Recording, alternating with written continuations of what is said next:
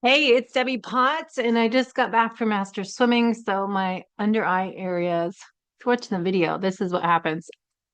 I goggle marks. So I am post swim workout, had a great swim session in the outdoor pool in Solana Beach. Now back to work.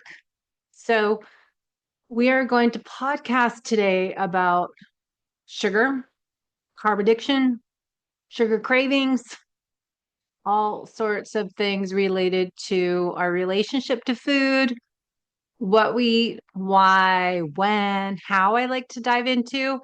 But today's guest reached out to me, and I really thought his stories something you might be interested in. You could be one of many that have relationship with food that could be a struggle, an area of opportunity. But Mike Collins is the guest today. We're going to try not to say going to talk about sugar addiction.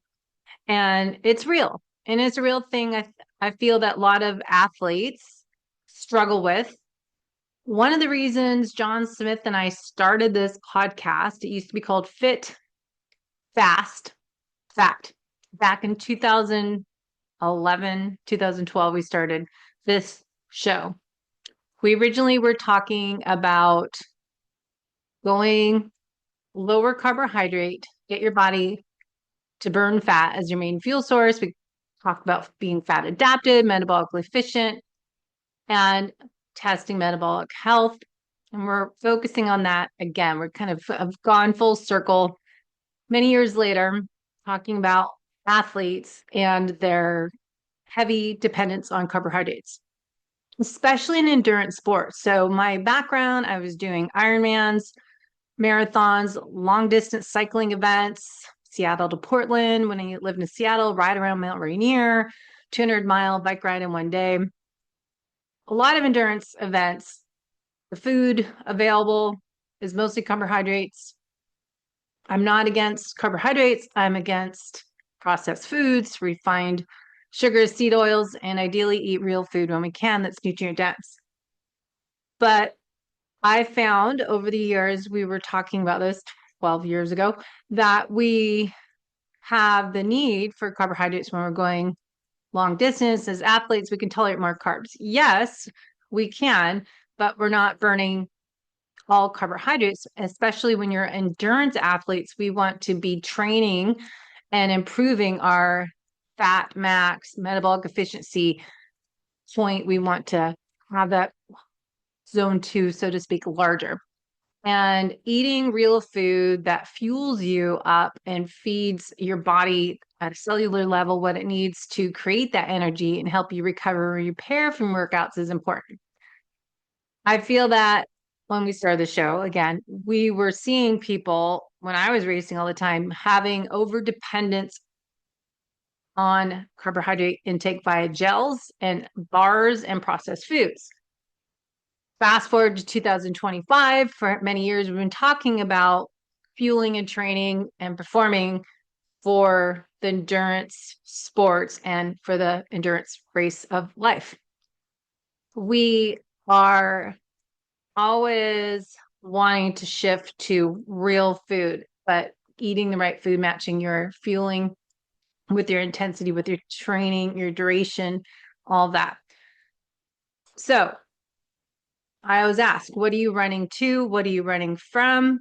Why, if you are racing, why are you racing? Are you trying to out exercise poor nutrition habits? As I always say as well, is that you can't out supplement poor lifestyle habits. So we want to look at your relationship with food. Don't try to exercise if you over exercise to make up for making poor eating habits. So, are you interested in your relationship with food, working on that? Let some break some addictions to maybe some sugar cravings you might have, but it's more why do you have those cravings? So let's talk to Mike and learn more on his story and maybe how it can be inspirational to you and how to make some corrections in your relationship to carbohydrates, but sugar specifically.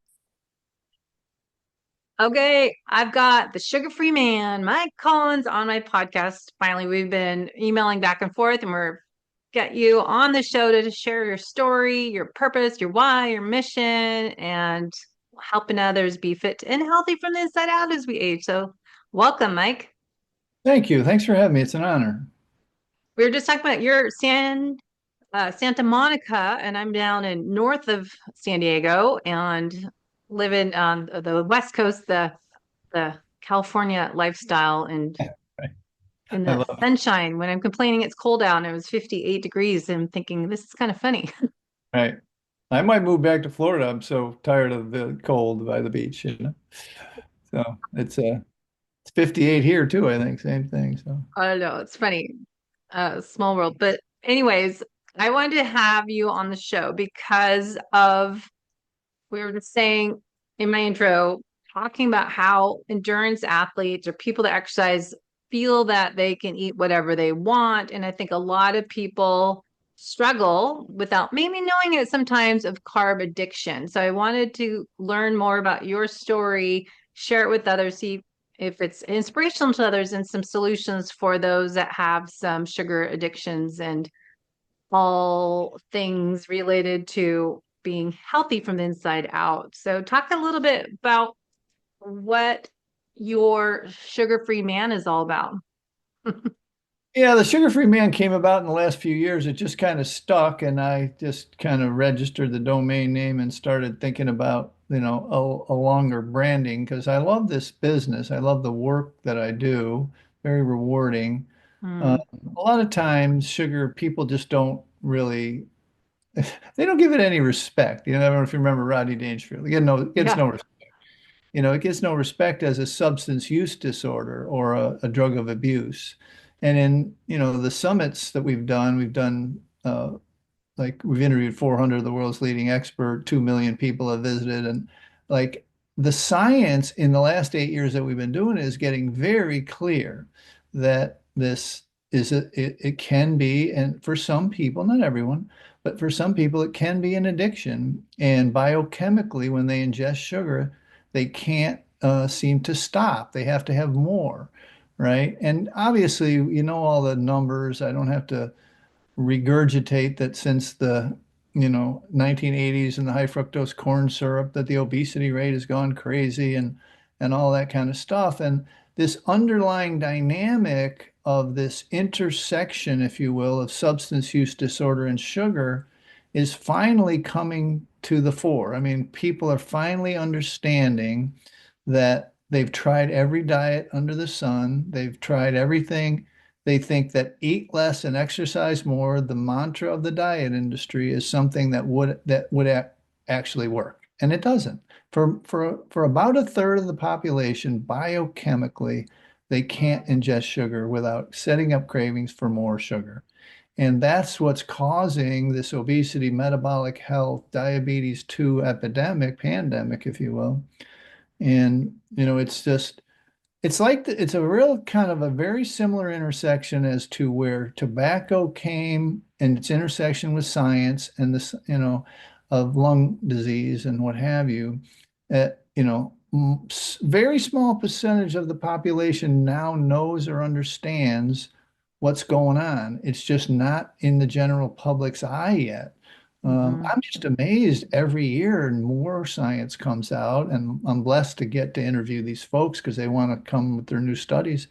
And it's just, and moreover, I think it's the behavioral change part of the process. Okay, so people are, again, they think they can eat less and exercise more. That's a $78 billion industry. And that doesn't work. I have people that lose 100 pounds, they don't exercise at all. Like they just change their diet, right? So Mhm. What it's got you down this path though? what got me down the path years ago. I got sober almost 40 years ago, and I just wanted to get healthy. And I read a book called Sugar Blues by a guy named William Duffy. And Duffy was eventually married Gloria Swanson, the famous movie star. And they promoted that book pretty heavily in the late 70s and early 80s. And I just got it into my head that, this would be a good adjunct. And later, I learned that sugar is actually the original gateway drug. Like, I didn't realize sugar was changing how I felt when I was young. But when I ran into beer, I knew that, right? I Mm. could, drink behind the high school and talk to the girls. I was shy, whatever. And so, and this is really, it takes about the arc of a podcast to explain why people, with everything they try, can't seem to quit sugar. We tell them to quit steak, no problem. They can do it. Broccoli, yeah, okay. When I tell them to quit sugar, like a fear sets in and an inability to execute sets in. They can't, even, your audience of athletes. I think I mentioned before, I have a coach who was one of my coaches, is an endurance athlete running 100 miles a week and still carried 15 extra pounds. She couldn't put the sugar down, right? So anyway, fast forward, I write a book about it. My kids, I raised two sugar-free kids, and they said, Dad, write a book. And so I did. And then I was kind of semi-retired and I started coaching. And that's where the sugar-free man thing came up. But then the pandemic hit. And I was kind of geared up at that time. I was ready. I was coaching. I had some meetings. I tell people I built the system backwards, had these support meetings. That was like one or two a week. Now we have five a day.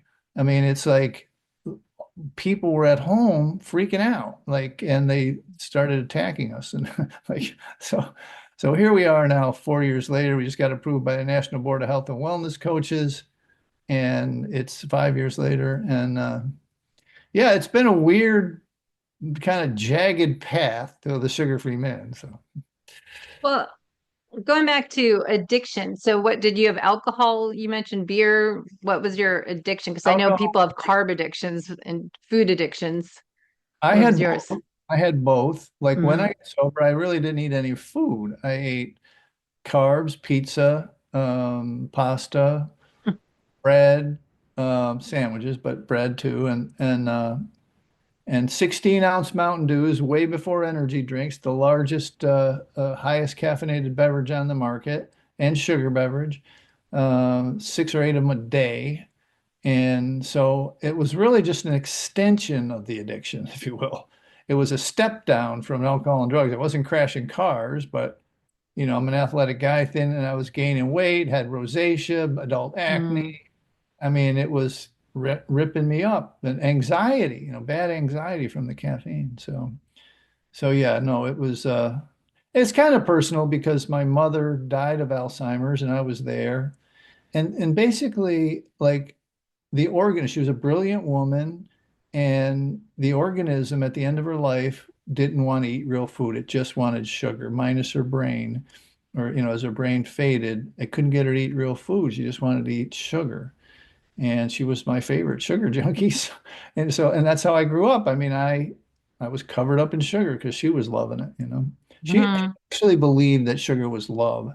And I think this is an Yeah. important part of the message. A lot of people believe that in their families, that Hmm.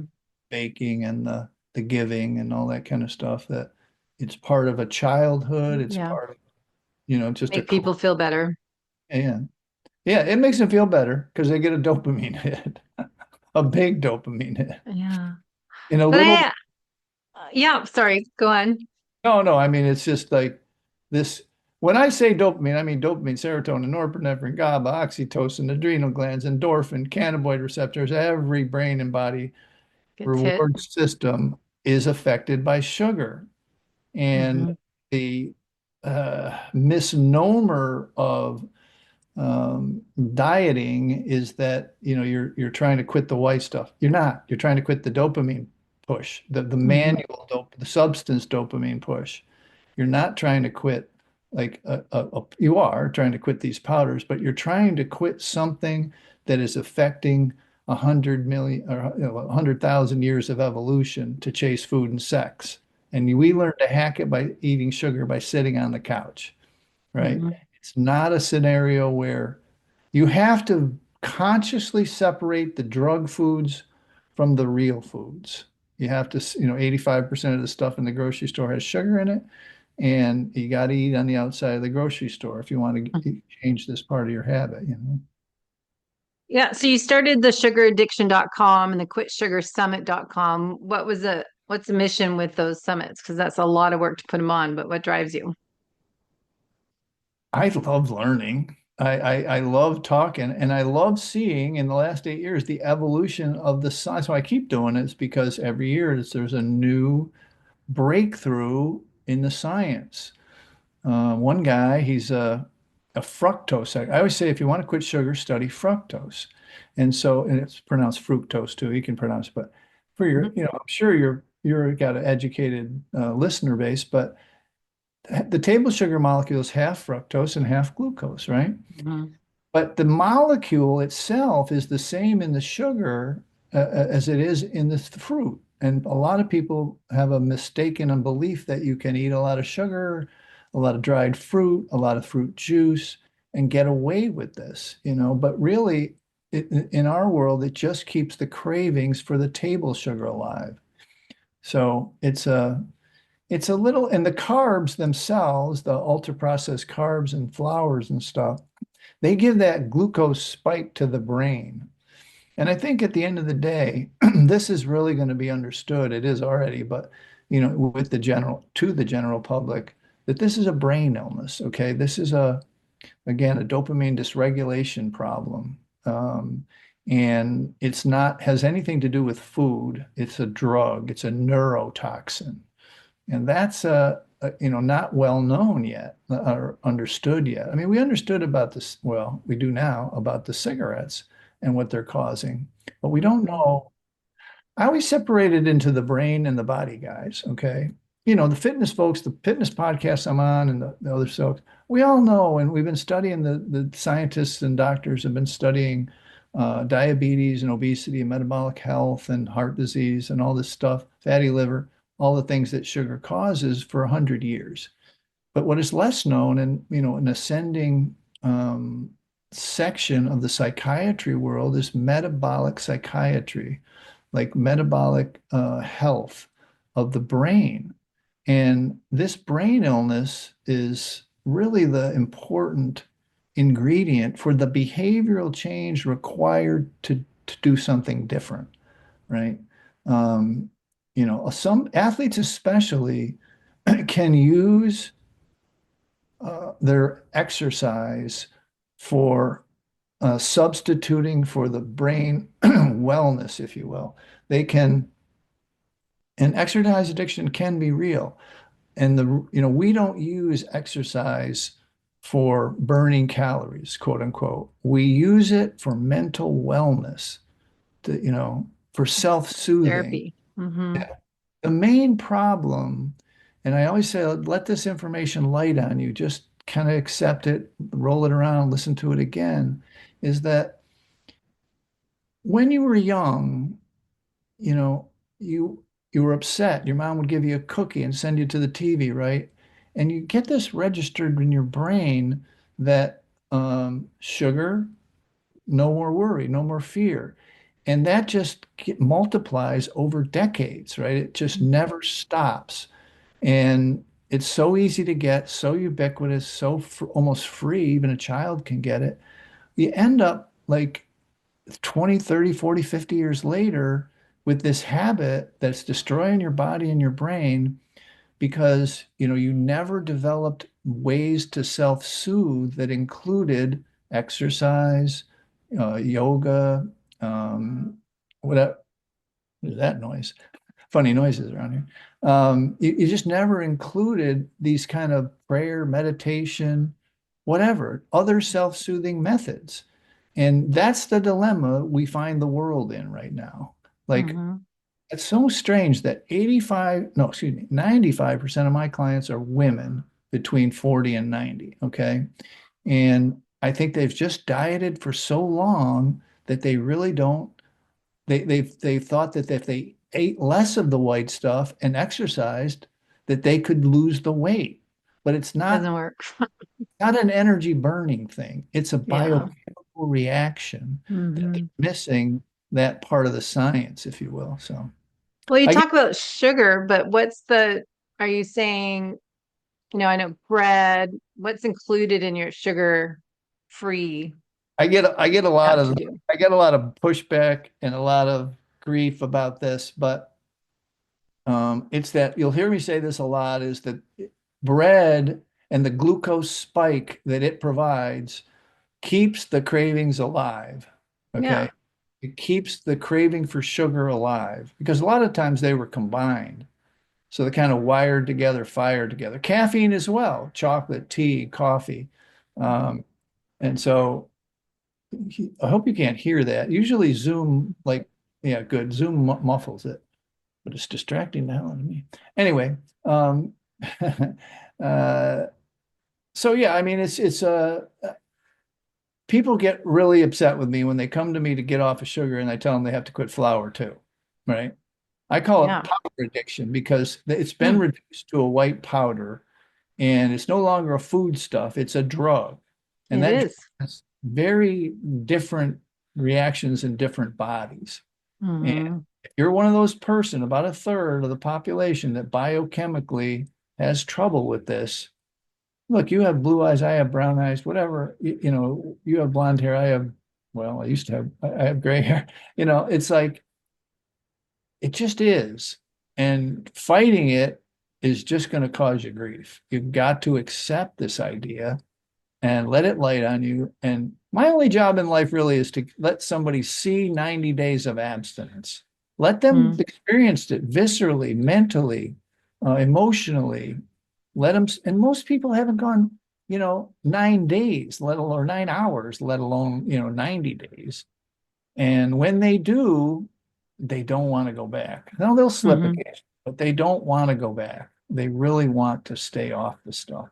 So it's addiction. So it's more of looking at removing those foods that are of addictive qualities to them. And are you going through a process to break that addiction in your program, similar to alcohol addiction, drug addiction?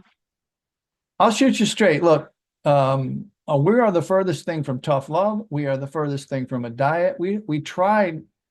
I have a 30-day challenge, right?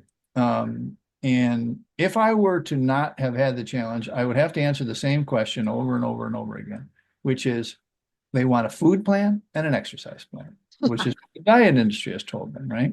Yeah. They will drag you down this path for like months. Can I eat this? Can I eat that? What about this? Yes, you have to eat whole foods from the outside of the grocery store, not the middle, bags, boxes, cans, takeout, right? You have to change your diet and you have to food prep a little bit. But the real program starts after the abstinence, and that is your, again, this is hard for people to grasp to go from 0 to 60, but this is a codependency program. This is a stick up for yourself, a say no and set boundaries program. This is how you like overcome this cultural addiction to these sweets, where all of the, everything from birth to death is incorporated with sweets, including, Yeah. after every soccer game and every this and every reward. And it's just created what I believe is the world's largest addiction pandemic. It's a real issue that is not being addressed as per the science. It's being addressed by a hangover of the diet industry, if that makes sense. Hmm. It's it's viewed that way. And so it's hard to it's been a messaging issue for me because I literally have to sneak people in a weight loss program. 85% of people come to me for weight loss originally. And so I have to sneak them in under the guise that they're in a weight loss program, right? And then after they start to see the support groups and the people in there who start talking about these other things, either they start asking and participate or they go away, which is fine. Because people ask me, what's your business model, Mike? I say, I sort for people that are ready. Yeah, And I we can't do. change them if they're not ready to Yeah. change. There's a lot of grief to let go of this lover, right? Hmm. A lover who has never talked back, who is, always there for you, never complains. Yeah. They will soothe you. Whatever your treat is, it will soothe you Hmm. lightly. Like it's not a conscious thing. You're not like, I need a beer on a Friday because I had a rough week, conscious. It's a limbic brain response to get more dopamine, a little squirt of dopamine. It's probably not the right way to say it, but a little bit of a, get the synapses firing a little bit better is a better way to say it. But like it's and I study like I'm waiting for the scientist to tell me, the one scientist that can tell me how this limbic brain can translate a thought into their frontal cortex that says I should go out in a snowstorm and get ice cream. I Yeah. just it's mind-boggling to me. And the reason I know this is because people tell me 6 months later they can't believe they used to eat stuff out of the garbage because they threw it away because they didn't want to eat it. These are athletes, entrepreneurs, millionaires, I've got Olympic athletes, where they couldn't get off of this stuff. They just couldn't stop it by themselves without this intersection of the substance use disorder world and the diet world, right? And Mhm. and the proper blending of it.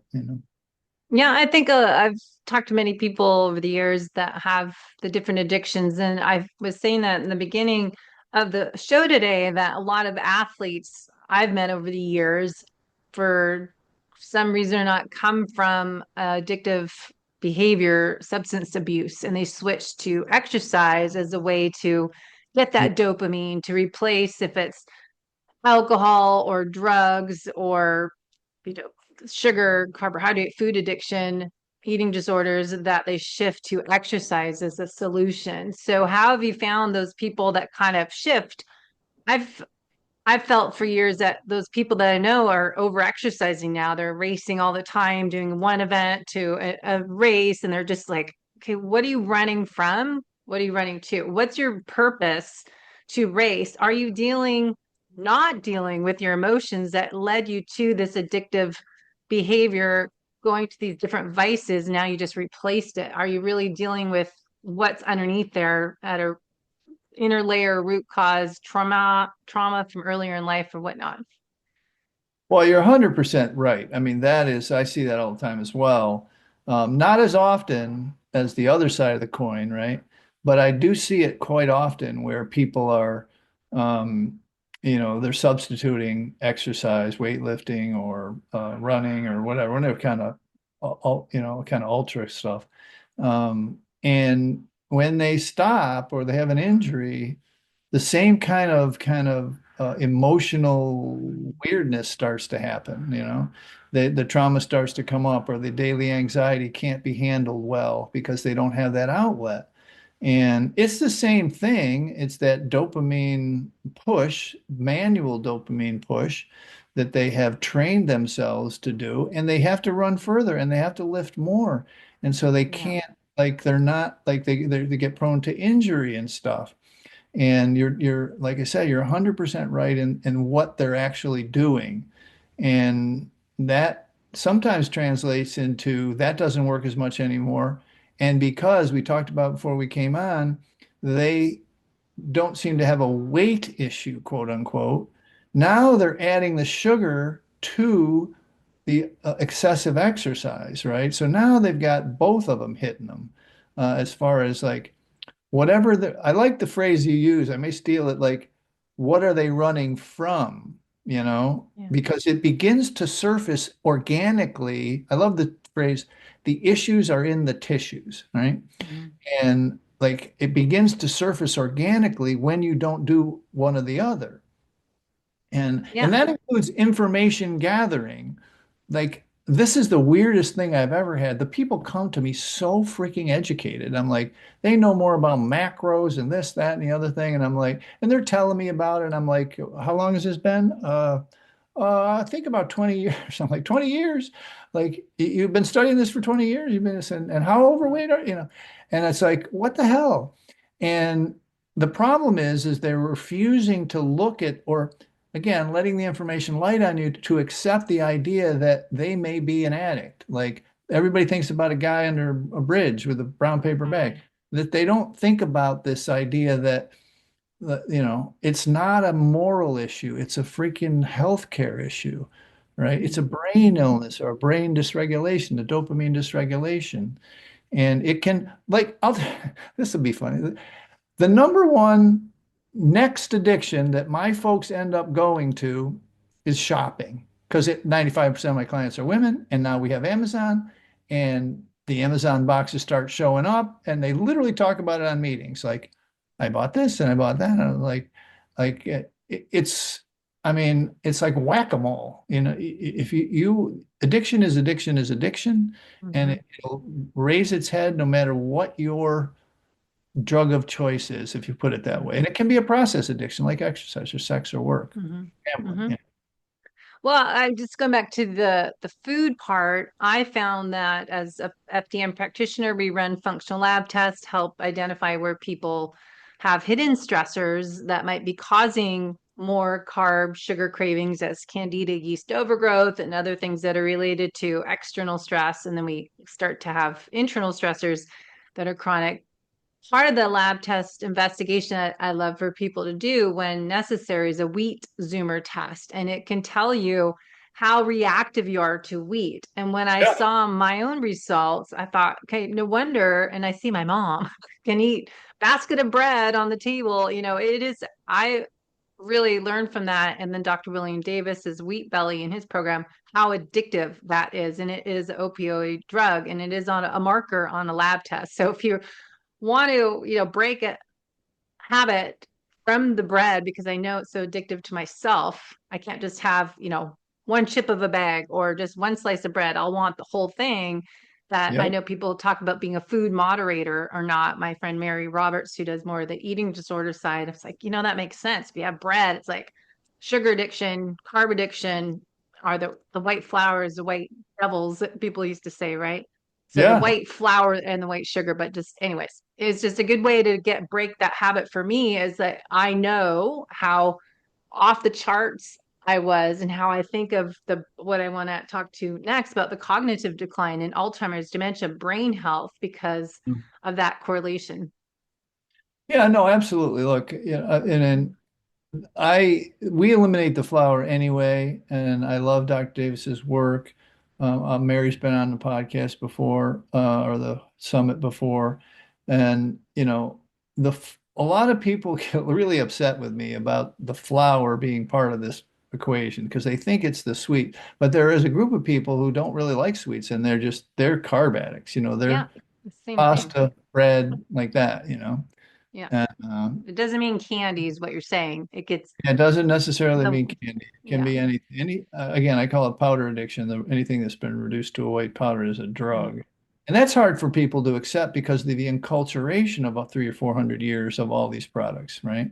They don't really like, there's a lot of people, not a lot, but there's, 5% of my population that doesn't even know what a carb is. And let alone the folks in a food desert who there's nothing, they don't have a choice. That the food that they get to choose from is a food-like substance made of these products. So as far as the Alzheimer's and stuff, I think I mentioned earlier that my mother died of Alzheimer's, mm, but she didn't really like she was a sugar addict. That was the disease. I know in my heart they're calling Alzheimer's diabetes 3. It's just I mean, it's a it's definitely what is it? A metabolic syndrome of the brain. The glucose spikes affect the brain. It crosses the brain-blood barrier, and I'm sure you maybe have heard the name Dr.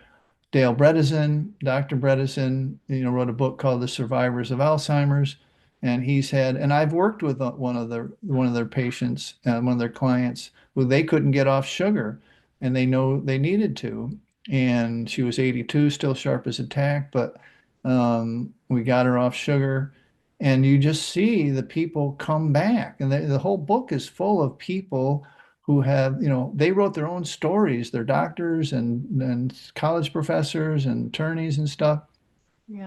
who descended into Alzheimer's and then changed to the Bredesen protocol and ended up as, not they don't a lot of them all didn't all come all the way back, but were able to live independently again and a lot of changes. And so the idea that type 2 diabetes and Alzheimer's are completely incurable is just bunk. I've Mm. seen so many type 2 remissions, not even funny, you Yeah. know. Yeah, look Um, at Virta Health. Virta Health is leading reversing insulin resistance, and Dr. Volek and Finney, made a huge impact. And that yeah, Virta Health, I follow them on LinkedIn. If you want to see their success stories, they're just growing crazy yeah. levels. I mean, So it's a makes impact. $2 billion valuation, Verta Health, and they don't do anything but what we do is this, they change diet. I Hmm. actually think they could grow faster if they would incorporate their understanding. And we have, since we got approved by the national board, have had people work on what we call the compliance issue. We have thyroid folks and bone density folks and diabetes clinics and weight loss clinics who about two-thirds of their clients, they got a good business. Two-thirds of their clients can do and will do what they tell them to do. Like this is what, this is what you got to eat and like that. But then there's a third of them that don't seem to be able to comply. And so that, happened with Dr. Bredesen's client. And it's like it happens all the time. Now it's starting to happen all the time.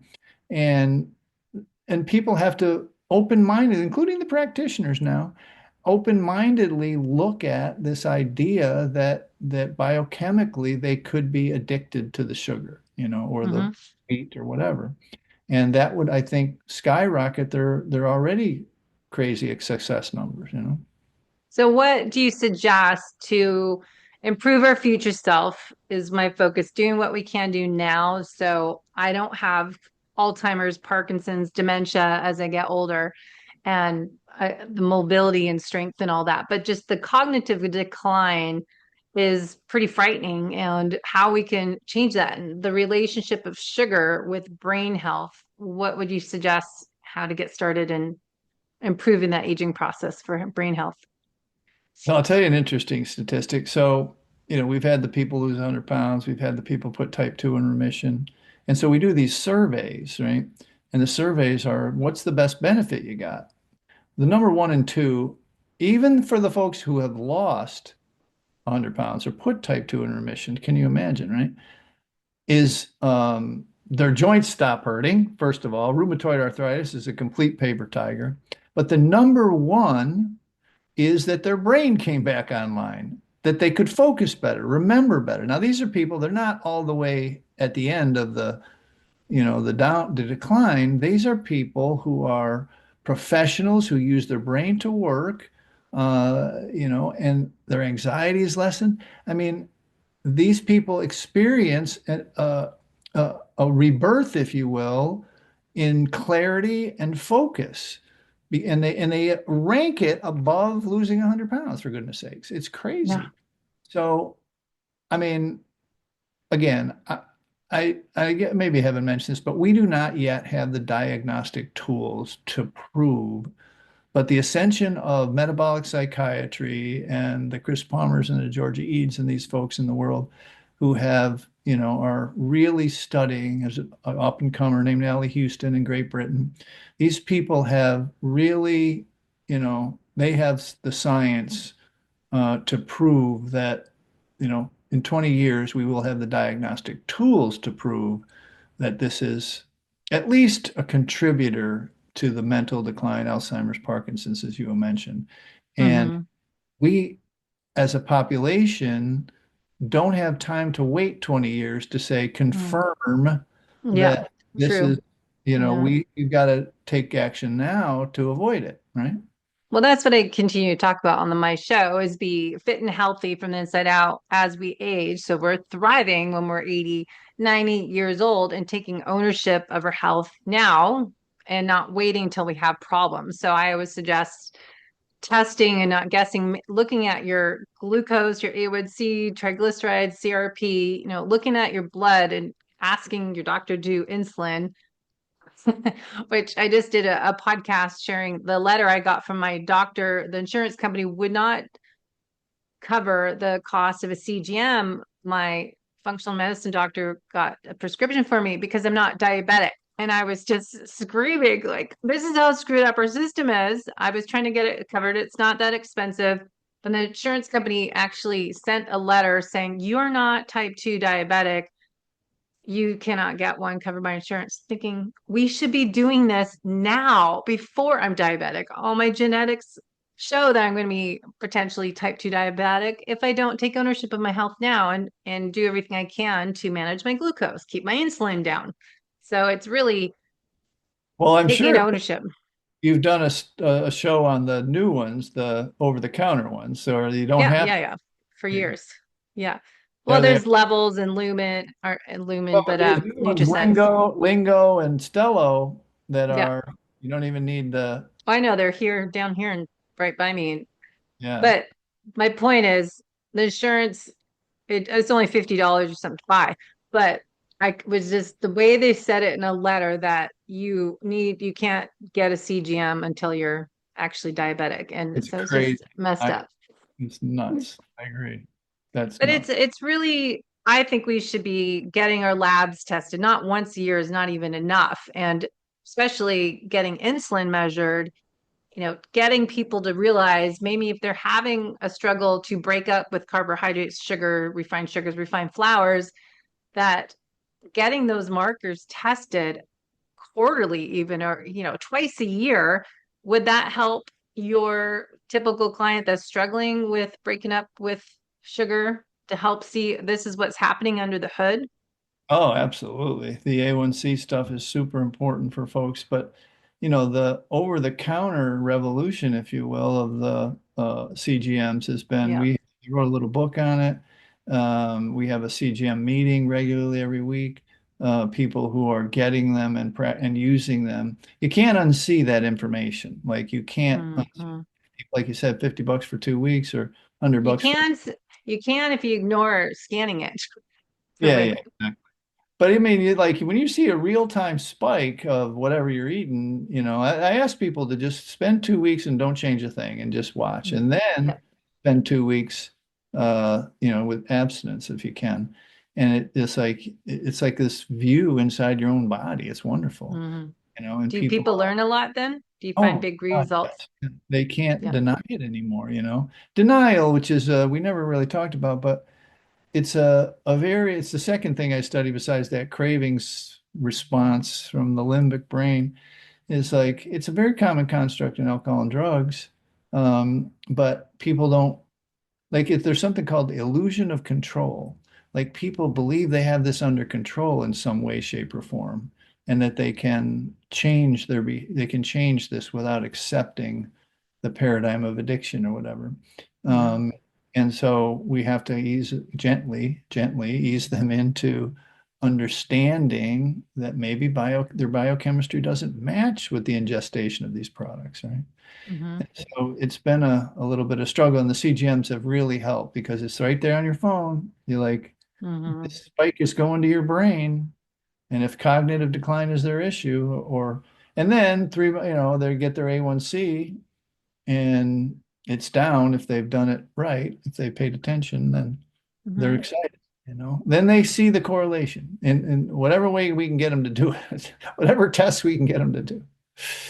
What do you find is a great way to get people started without giving away your secrets? But is it similar to AA, your systems, your order of operations for your programs for breaking up the sugar?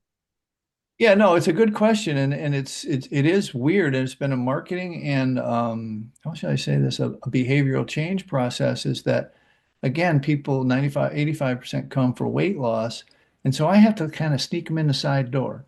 I have to let them understand or think that Yeah. they're in some kind of new weight loss, this miracle, because we have 1,000 testimonials that they've read, and they're like, oh, well, this is going to work because it worked for them. But then after we get them abstinence about the 28th or 29th day, I say, ha, I tricked you. And they've seen it in the support meeting, so they kind of understand it. And the ones that succeed and go long term have embraced the idea that, and just, the word is acceptance. They have accepted this idea that their biochemistry might be this, that might be different. It's not someone who can moderately use. I always say that 100% abstinence is easier than 90% moderation. And that in and of itself, in either treatment centers or in recovery from eating disorders, in weight loss programs, the cheat days, if you do that, you're just sentencing yourself to mediocrity. You're sentencing yourself to not succeeding. And it's not, it just doesn't work. And so when they see a bunch of people who have actually succeeded, then it's a tribe animal thing. It's a peer change process. Like even cancer, if you quit, if you have a support group, your chances of survival long term go through the roof compared to the guy who tries to do it himself. And so, yeah, the answer to your question is it's still a little bit of a sneaky thing.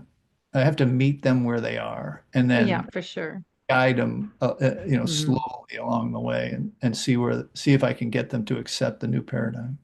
Well, it is definitely a behavior shift that you have to work with the mindset, as you're saying. And as coaches, behavior change coaches, there's a process that we need to use to work with someone to figure out what is actually Right. they're taking ownership for those changes and not going to a program that, as you said, is I want a exercise program and nutrition program and tell me what to eat when. And I'm always, no, we need to figure out what you want to eat and figure out how to make that good meal plan for you based on what you feel like and what foods you like. I hate to tell people, here's exactly what to eat when. I want you to actually pay attention to what your body wants and learn how to have food that makes you feel full, satiated, and energetic, but not telling them, eat this. But maybe in the beginning, you have a template for them to figure it out. But it's interesting how we want to guide them to make those choices for themselves. And they made the decision. I didn't tell them what to do Right.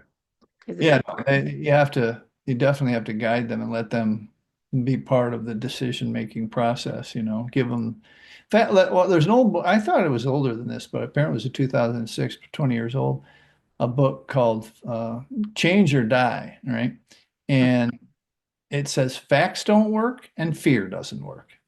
Like these are things Mm-hmm. that doesn't matter how many facts you throw at somebody or how much you scare them, they're not going to change unless you work in the ways that you and I are describing now. Mm-hmm. Well, how much do you find people that have the addictions with food, the sugar, refined sugar flours, if it's also connections to a lot of people have eating disorders, binge eaters?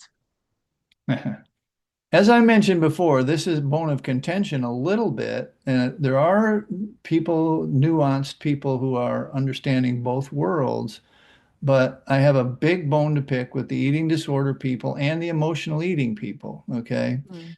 The eating disorder people believe 85% of treatment centers for binge eating bulimia believe that if you can't eat sugar or flour in moderation, you are not well.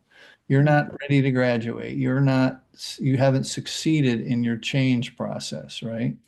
Which is for about a full third of the population wrong. It's just not correct. I've had hundreds, maybe thousands now of former treatment center attendees. Once they get 100% abstinence, their eating disorders go into remission. And now there are some people that's about, I take it back, about 85% of them. About 15% are truly volume eaters, Mm. meaning they use the hack of stuffing themselves so much they stretch their stomach and get the stretch receptors to shoot out the dopamine or whatever and endorphins. And they use that hack, right?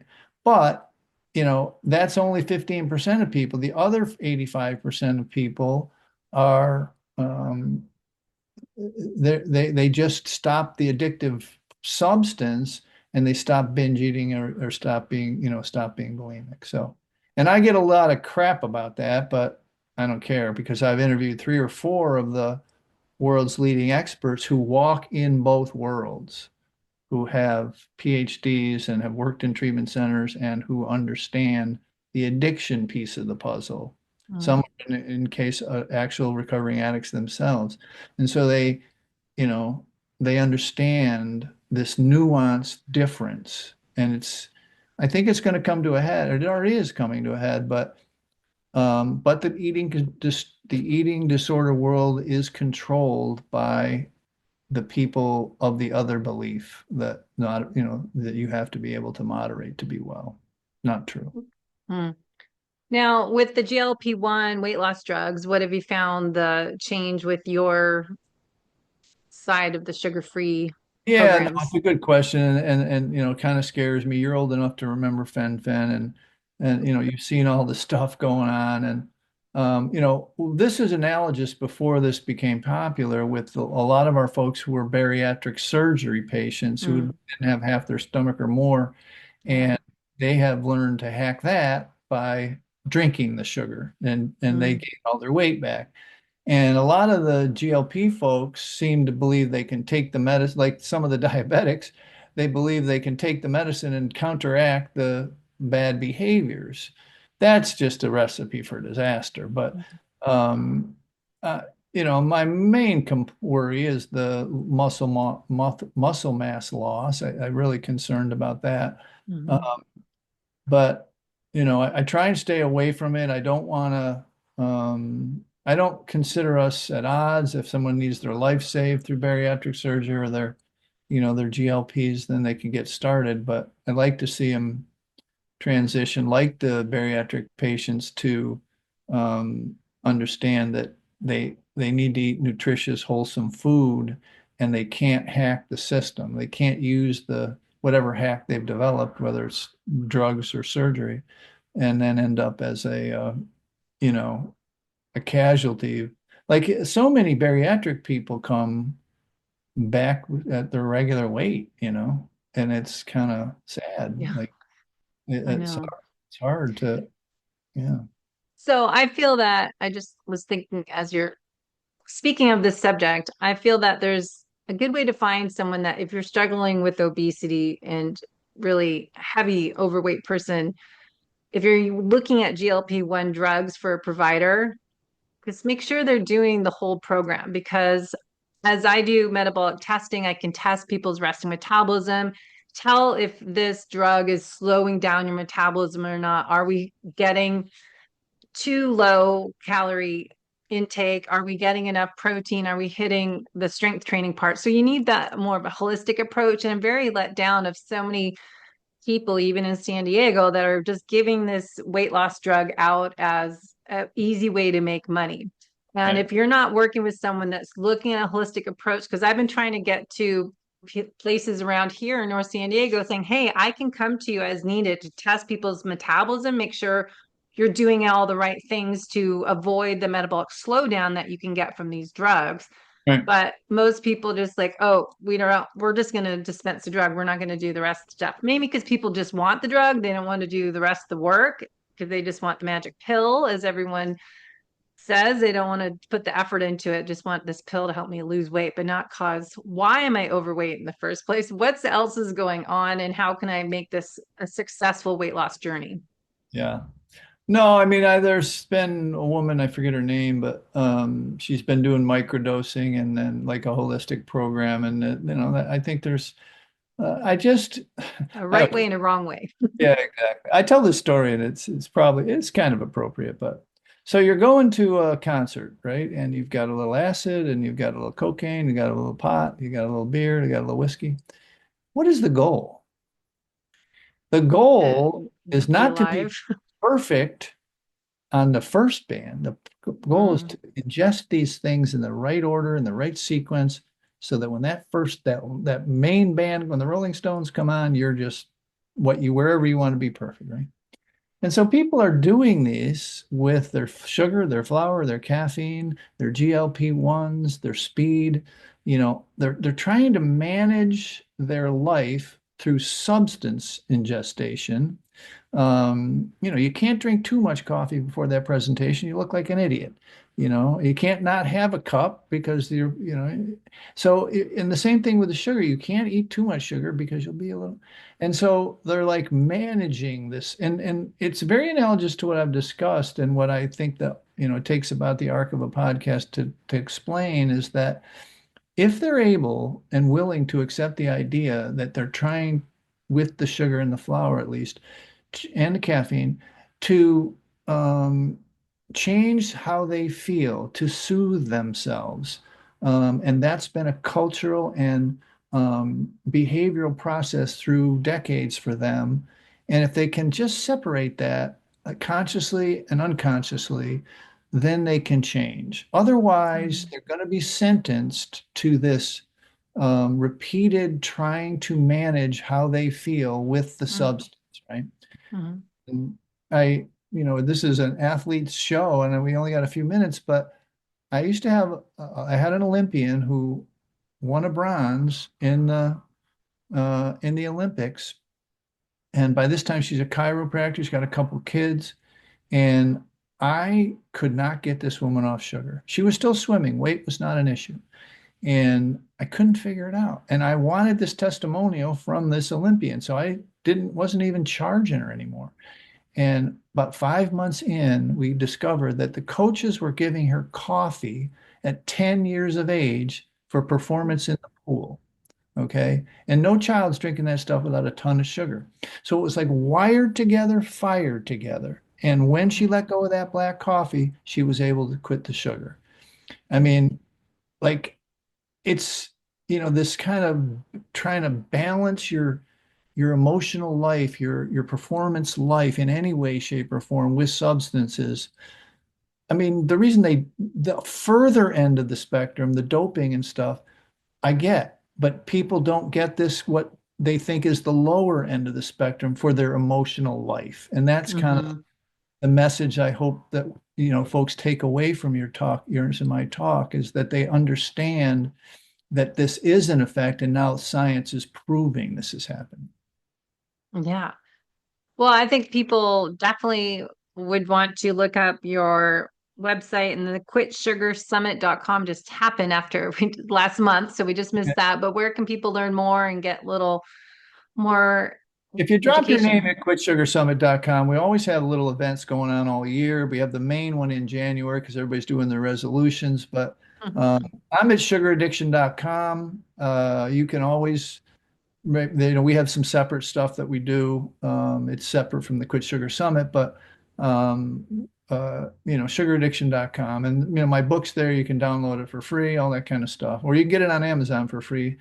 It's just I'm a sugar-free man everywhere, so I'm easy to find. So just wherever you drop your email, you'll get a little info, and if something you like something, just engage with us, and we'll see if we can help.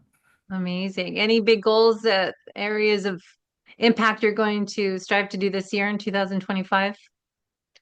Well, thank you for asking that question, because our approval from the National Board of Health and Wellness Coaches has got the phone ringing off the hook. And when we assessed our ability to coach people one-on-one, it's very, we got a lot of coaches, and they're all looking for some more engagements. But I figured to myself, if I can birth hundreds of sugar coaches, then we're going to change a lot more people's lives and let them start their own practice. So we were doing it before, but the approval seems to have really put it on steroids. So the answer to the question is we're going to focus more on certifying Mm. sugar addiction recovery specialists. Yeah, thank So you. they can take the board certification after they take your practitioner course or coaching course. Also, if they already are nationally board certified, they can use this for 11 CEUs to keep Mm. the license active. So that's Good. kind of what the approval is about. Nice. Yeah, I did a Wild Health Precision Medicine Fellowship last year that got me the ability to take the board exam, which I Oh, still need cool. to do. Very cool. But yeah, it's well needed in our industry because as we've discussed this past hour, that it's about changing behaviors and working to your individual level of what's going on inside.